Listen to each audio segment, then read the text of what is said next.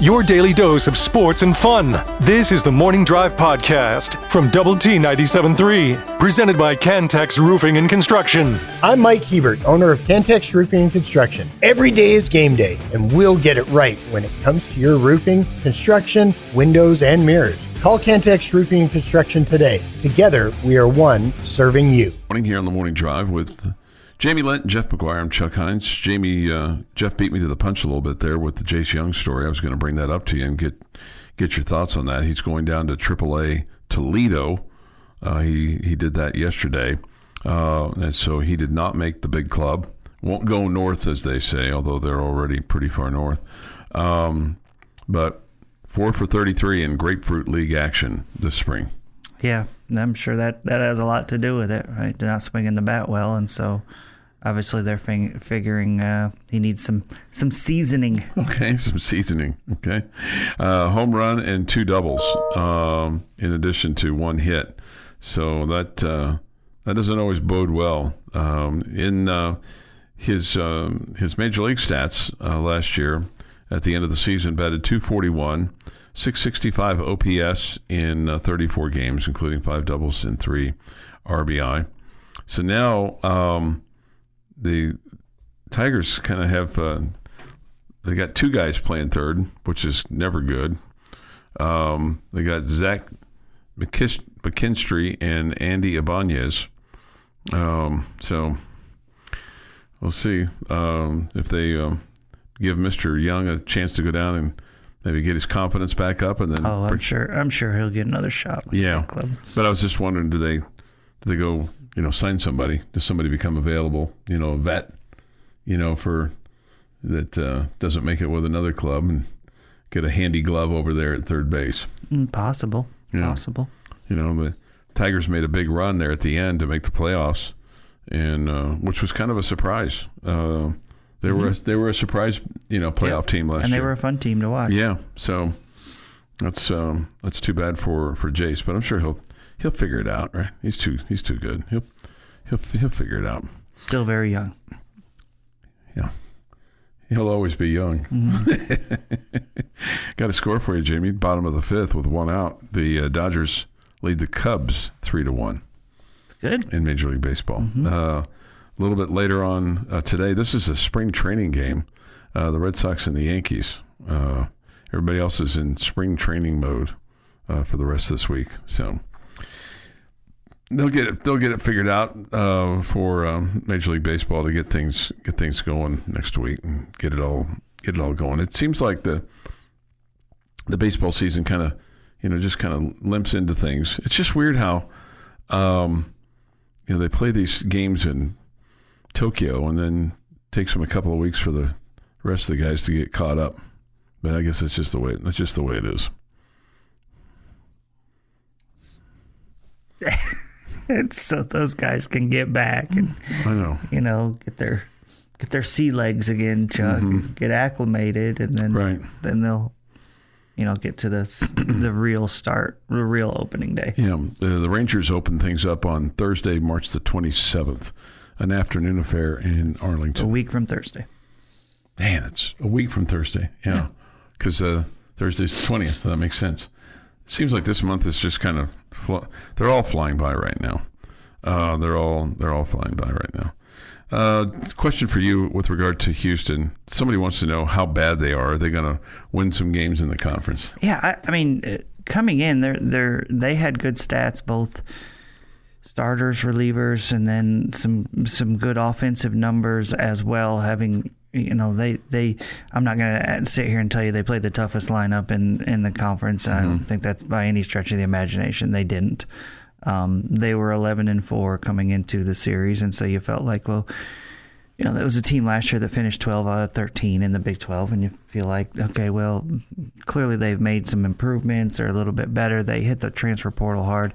They got 2 or 3 players that I think are super impressive, especially their second baseman, Connor McGinnis. I think he's a terrific player who came from the junior college ranks, and he looks like he's going to be a really, really good player for Houston. But anyway, it's hard to gauge. At this point, just after seeing one series, it really is hard.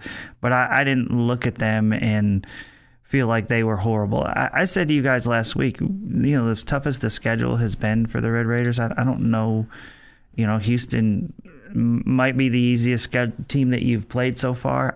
After seeing them, I don't think that. I think they're better than UC San Diego. I don't think they're better than North Carolina. I would rate them higher than Washington. That was a game you absolutely, shouldn't have lost. I would probably put Houston in the same category with Illinois that you, came from behind to beat late.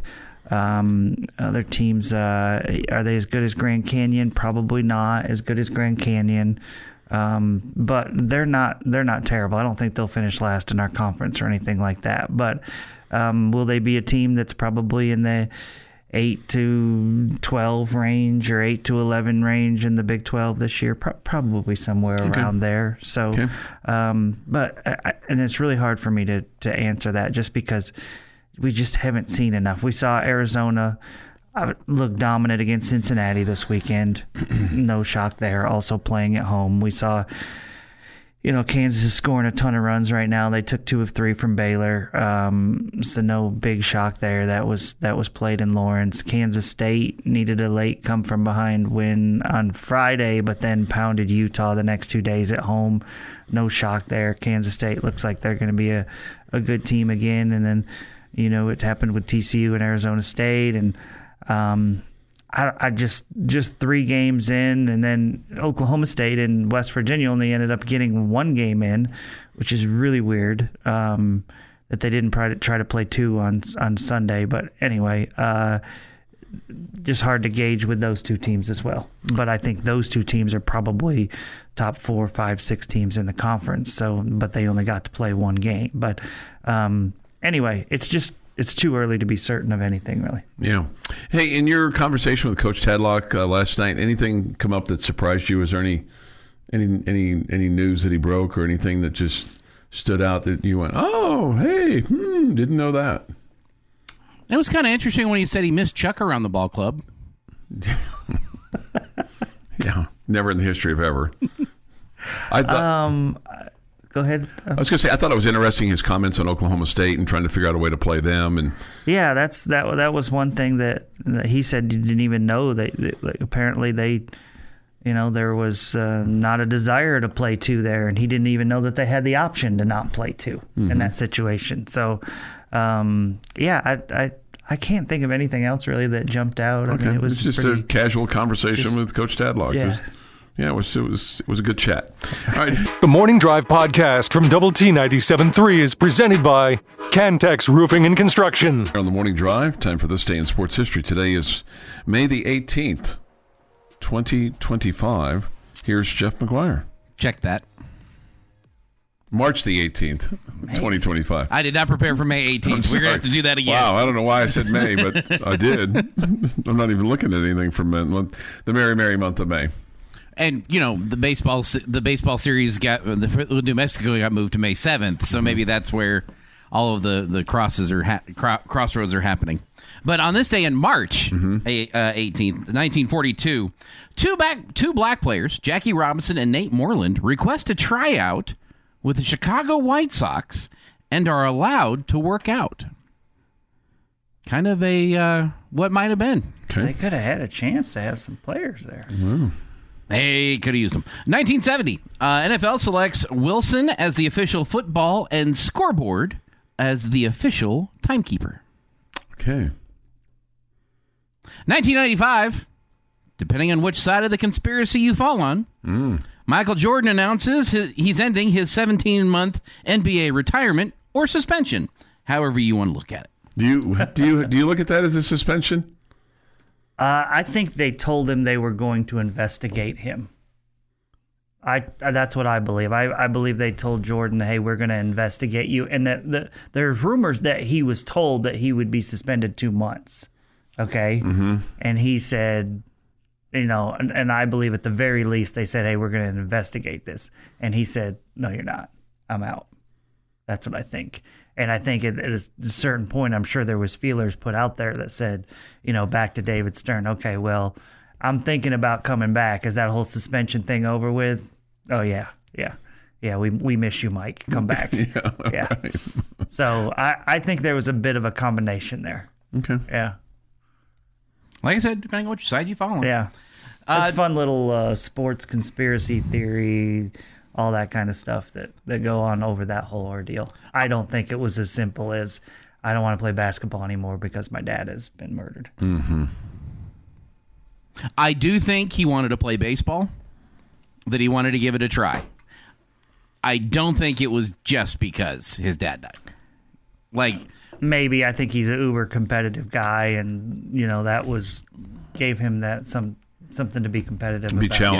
challenged by. Yeah. Yeah. He probably felt like, oh, NBA, you wanna investigate me, you wanna suspend me? Watch, I'm gonna go make Major League Baseball this popular sport. Didn't really work out that way.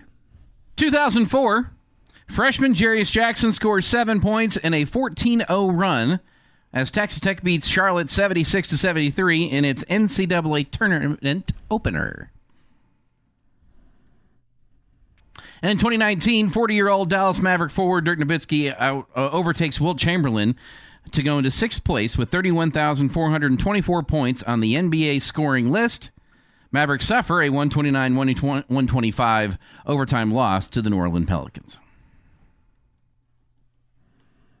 It is National Oatmeal Cookie Day.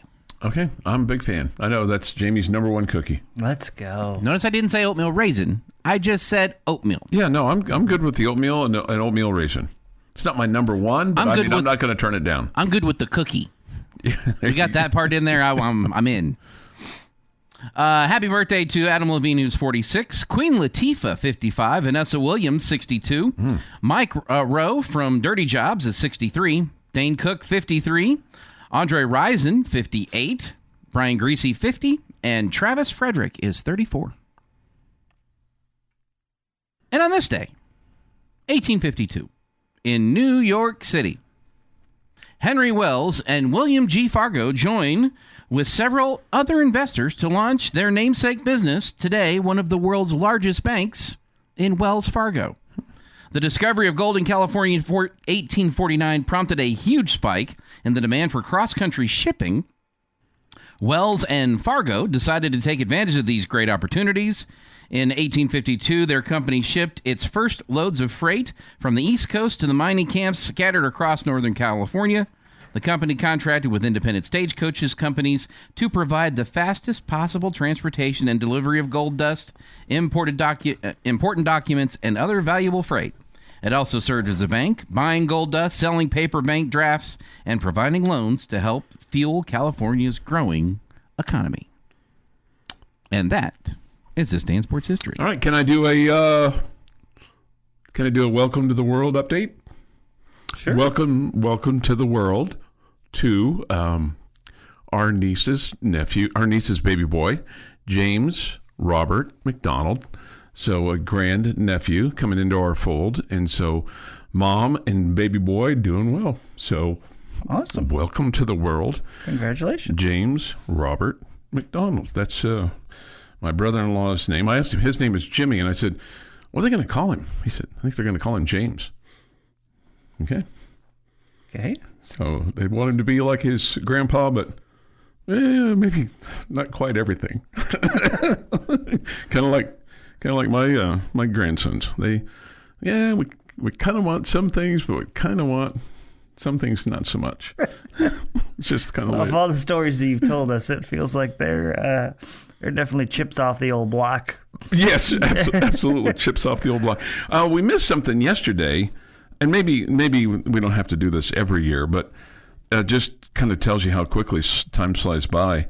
Yesterday was the anniversary of the Darvin Ham Slam at the NCAA basketball tournament. We have to do that every year. 1996 was the year for that on St. Patrick's Day, and I was thinking at the time when that happened, I was like, man, that could, because it got you beat North Carolina and you made it to the Sweet 16. I'm like, and that was your first Sweet 16 since 1993, and at that point in time, let's see, wait a minute, that was your first Sweet 16 since 1976, when it was a 32-team field.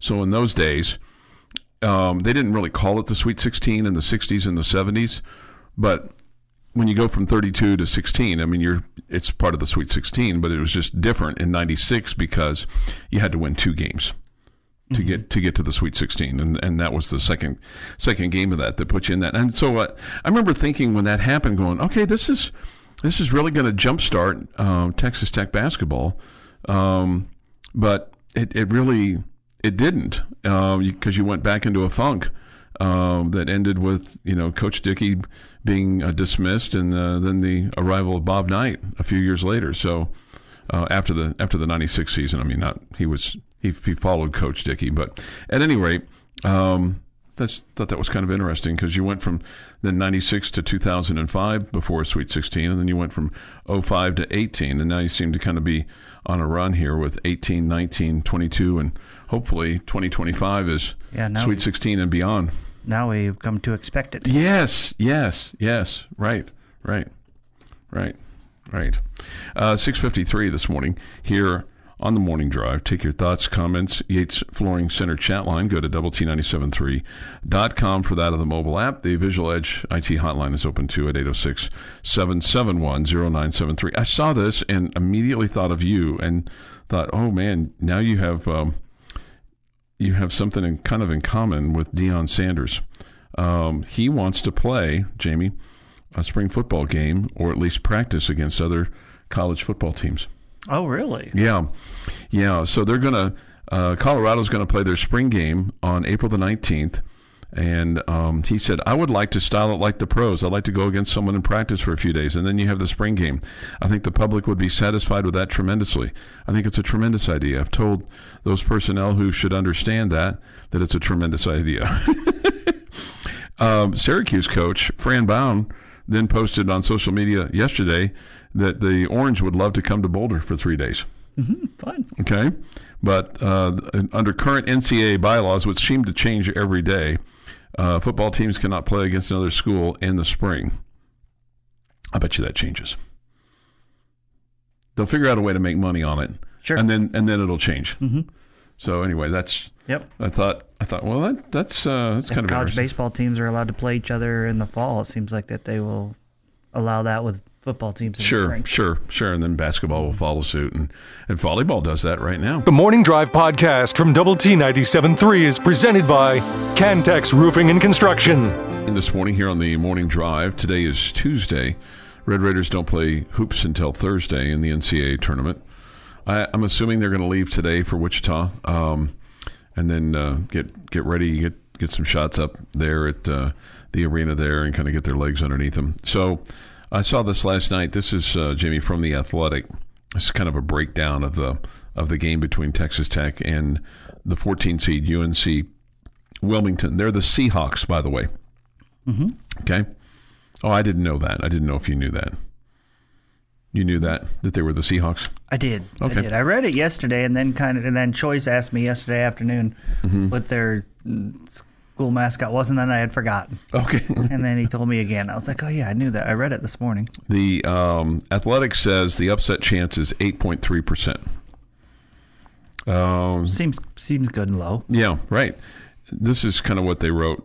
This is not kind of what they wrote. This is what they wrote. I'm trying to do a better job of that because I'll say I guess and you'll say you guess, and I'm like, so I'm trying to be better at that. Or like him.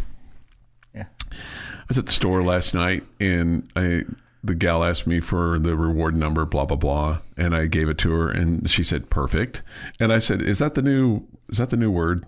Because I said I hear a lot of you guys saying that. I say perfect a lot. Perfect. Yeah. Instead of like thanks or perfect. That'll work or yeah. Thank perfect. you. Perfect. Okay. The Seahawks look like a live dog. They are a strong rebounding team, particularly on offense. They grab 35.5% of their own misses. This is a big stat for coaches to look at, the rebounds that they're getting off of missed shots. Okay, so how many misses do you have, and then how many offensive rebounds do you get off of that? Okay, so 30 some odd percent is a good number. Okay, this person that wrote this says they play slowly, and they have a big 7-footer and 280-pound guy. You talked about him yesterday, Harlan Obaha. not Omaha, Obioha. So they don't lack any size. He says when you look at Texas Tech, they are below average three-point shooters in both accuracy and volume. 33% and then 36% of their attempts are from distance. And they only force turnovers 17.4% of opponents' possessions. Okay, but he goes on to say that in volume, we shoot less threes than most teams. That's what this team says. They are below. Article says. That's what this article says. Yeah. Article says. Yeah. Sorry, what did I say? This Would team. you believe that to be true? That we shoot less threes than most teams? Man, it doesn't feel that way. Okay. It feels to me like we shoot a lot of threes. Right. It does. It does. It feels that way. But this is what they say. They are below average 3-point shooters in both accuracy, 33%. And volume, 36% of their attempts. Okay, but it goes on to say that's not enough to stop the country's 6th-ranked offense. JT Toppin at 18 points a game and 9 rebounds can dominate at the rim. Chance McMillan and Christian Anderson can fill it up from the outside. We know that. Chance's availability is, I think, a bit of a question mark, but maybe not so much. I think it's a question. I think it's definitely a question mark. Yeah, question mark more so than what Williams is. For Darion Williams averages 14.3 and 5 rebounds, almost 4 assists a game. Adds a little bit of everything. They go on to say the Red Raiders maximize possession by taking care of the ball and crashing the offensive glass. Says, yes, they lost to 3 teams ranked 68th or worst at KenPom.com, UCF, St. Joseph's, and TCU. The St. Joseph loss obviously was early on, but they shouldn't have too much trouble getting by the Seahawks. Okay, that's good news. Yeah. Man, it'd be a disaster if we lost to the Seahawks. A disaster. Seahawks average 79 a game, about almost 10 more than their opponents per ball game. They shoot at a clip of 47%. They make about 7 threes a game. They make about 16, almost 17 free throws a game. So their opponents only make 12 free throws a game. And in terms of personal fouls, on the year, their opponents had 628. Meanwhile, they had 565. So it's always, I think, an interesting number to look at because like they're doing a good job of drawing fouls, about 18 a game. Mm-hmm. And then on their own, they're committing about 16, 17 a game, so a little bit less, which is why the free throw numbers are different. But they've attempted 753 free throws, and their opponents only 588. How many three-point shots have they shot, Chuck? They have shot 732. And we have shot 892. And he's going to say we don't shoot a lot of threes? Yeah, like I said, that's what he says. That's what he says. I'd have to look at the Big 12 numbers to say, okay. So we took 892 for the season, played 33 games, correct? I believe that's correct. That's 27 threes a game. Okay, but how many total shots did we take per game? Total shots per game. 1998 divided by 33. 60.5. Okay. 60.5. So 27 out of 60 are from 3-point range. Okay. And he's saying we're not volume 3-point shooters? That's what this that's what this article says. I mean, I don't necessarily certainly doesn't feel that way.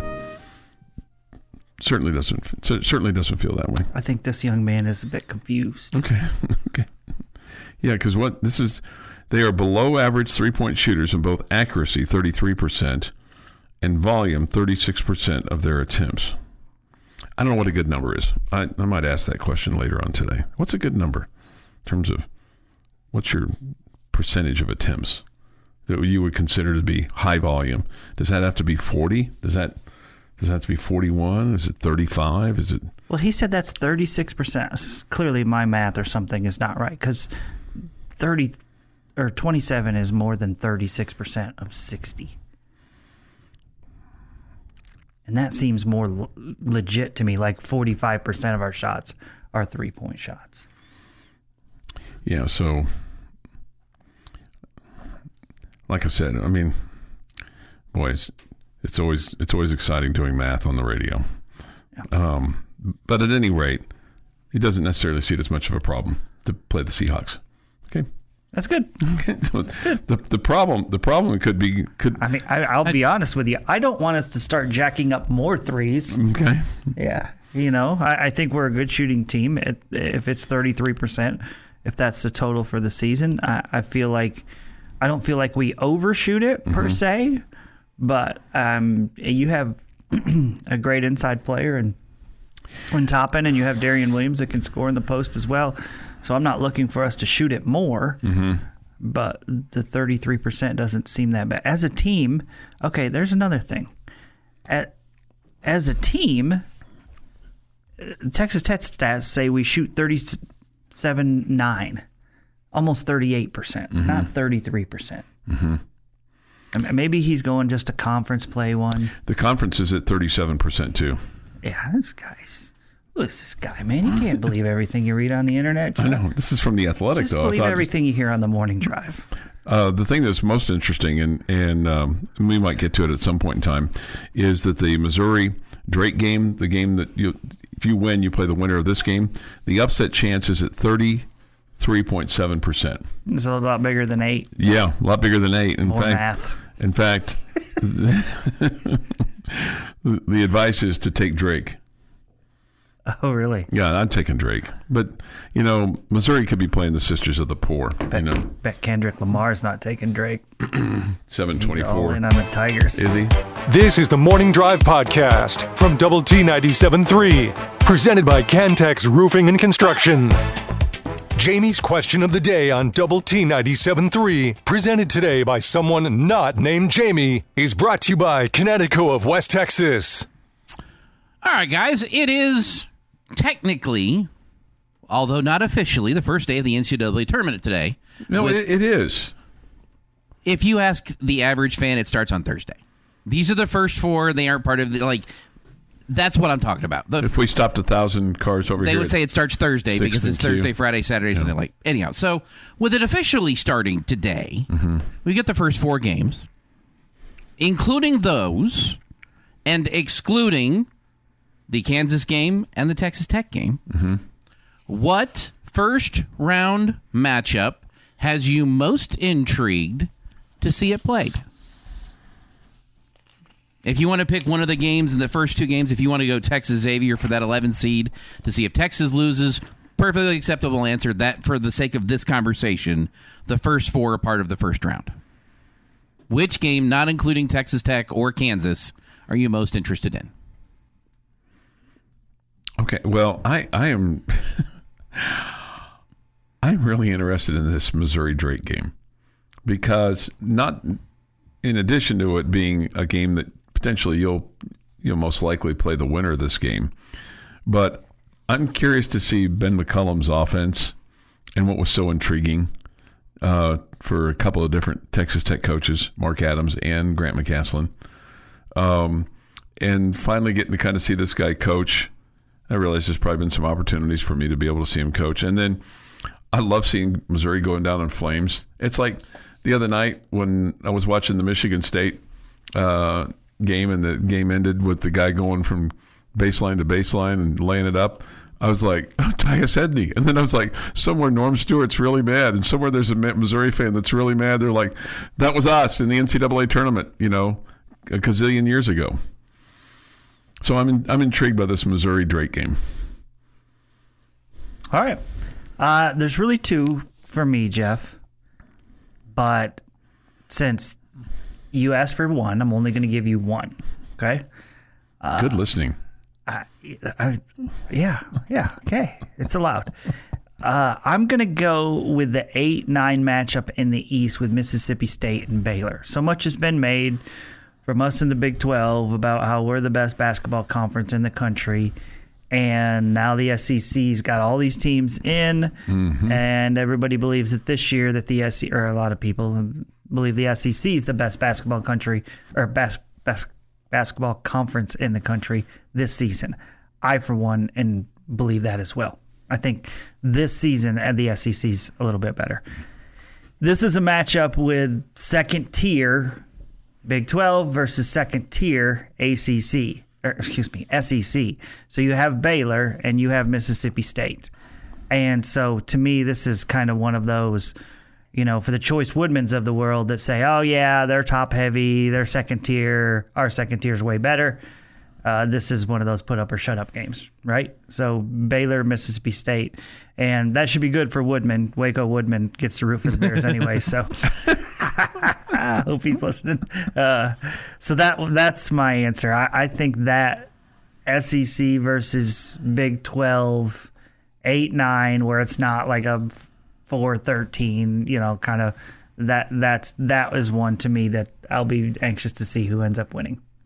It's funny that you bring up an 8-9 matchup because that immediately that's what drew me to the bracket for this question of the most interesting 8-9 because that should, in theory, be the most competitive game in the first round. Supposedly. But really it's the 5-12. It's right. Those are the ones that just go crazy.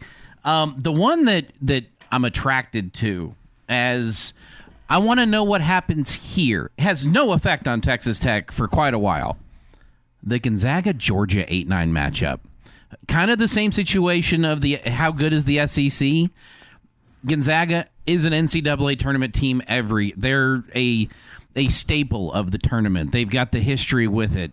Georgia with all the bump that I feel like they benefited from the SEC hype a little bit. Not saying they don't deserve to be here. Don't misunderstand. But this is if Gonzaga was Duke, this would be a premier matchup in the first round, and it probably is already. But that's where how good is the SEC? Can you beat somebody who's in this tournament, made Sweet 16 runs consistently over the course of the year of the years? That draws me to it. Okay. I'll give you my other one now.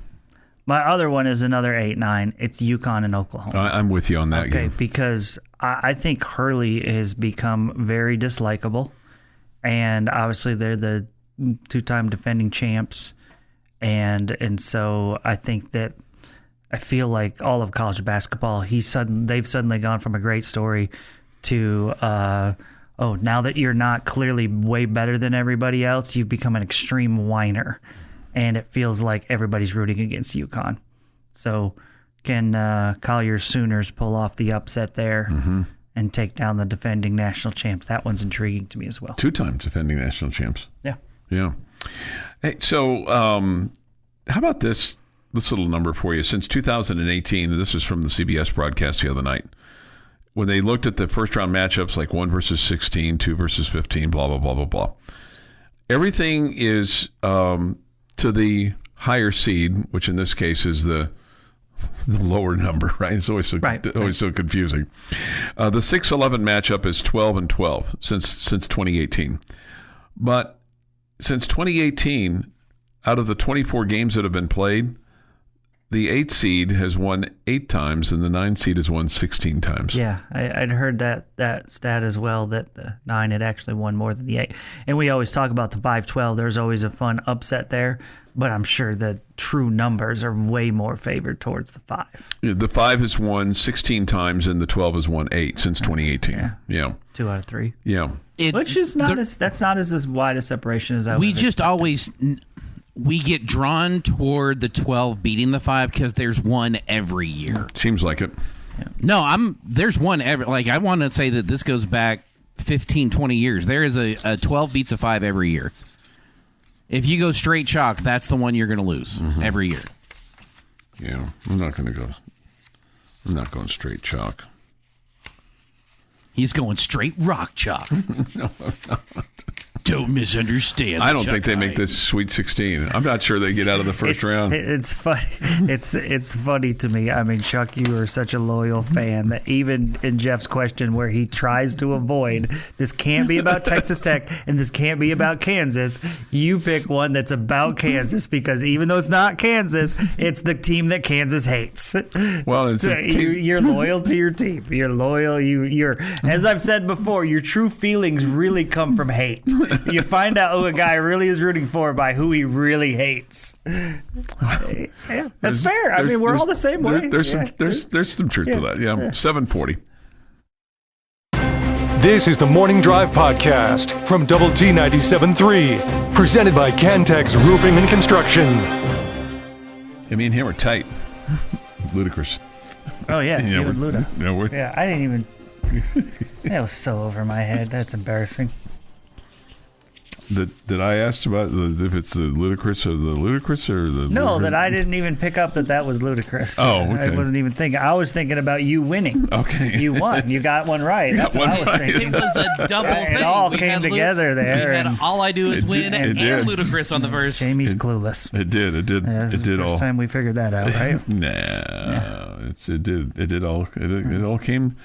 All came together there, Jamie, on the good old Yates Flooring Center chat line. Go to doublet973.com to participate. Somebody reminds us on the Yates Flooring Center chat line that with the if North Carolina were to win tomorrow, that they would face Ole Miss in the NCAA basketball tournament. Okay. Well, just remind us, we could have a guy like Beard going up against a Hall of Fame coach like Hubert Davis, which Hubert Davis is, unless he gets declared that by Coach Beard, which probably will.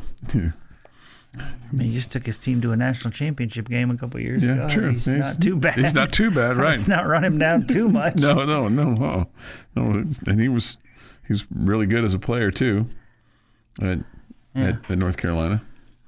It's interesting to see their team start to, not be as good as they have been in recent years. You think North Carolina basketball, and you always think them to be great. But I think I've told you guys the story that I've heard that Michael Jordan has said none of my money goes to paying NIL. Nothing. You want facilities, you want upgrades, you want whatever for your locker room, you want this, you want that. Just I'll write you a check, whatever you want. But not a single cent that I give you goes to paying players. So you wonder if North Carolina is struggling with the NIL part of things. Or they're going to start misappropriating Jordan's funds. Or are they like other schools that, maybe people are just kind of catching up with them. That potentially this might have gone on in the past and other schools maybe weren't doing that. And so now all of a sudden they're getting caught up. I don't know. I think what we do know is that you're not winning in today's landscape of football and men's basketball specifically unless you have a great collective of some sort that is spending money on your players. Hey, this is right? Yeah, no, I agree. Right. And not trying to irritate you, but I don't know if you saw this or not, because I think this will irritate you, and see how you feel about this. But Can we not irritate Jamie today? I'm in a great mood. He really is. Chuck got his word right, man. W. Did you see where the NCAA is now going to allow name, image, and likeness negotiations to take place prior to kids signing their national letters of intent? I tried. Not surprised. Again, like that hasn't already been going on? Well, maybe under the table, right? That hasn't already been going on? Yeah. Like Micah Hudson wasn't weighing options of NIL offers before he signed with Texas Tech. Yeah. Like what are you going to give me, Texas? Oh, what are you going to give me, A&M? Oh, what are you going to give me, Oklahoma?